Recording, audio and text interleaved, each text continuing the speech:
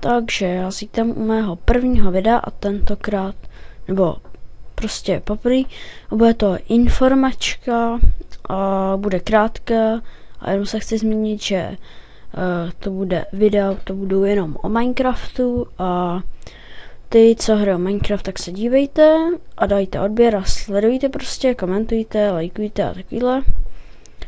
A vy, co nehrajete Minecraft, se tak dívejte.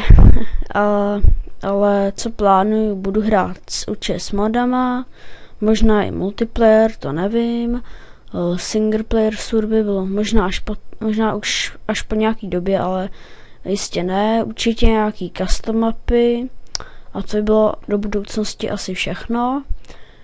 Možná, a jo, asi určitě budu dělat i tutoriály, takže to by bylo asi všechno. Videa by měly být jedno video denně, teda aspoň mělo, jo.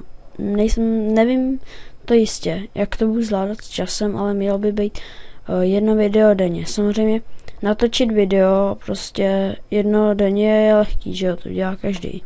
Ale pak to vyrenderovat, pak to uploadnout, to trvá díl, než to natáčet, takže takhle no, a to by bylo asi všechno.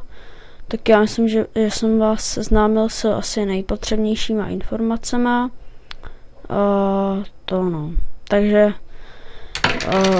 já se s vámi loučím a u dalšího videa zdar.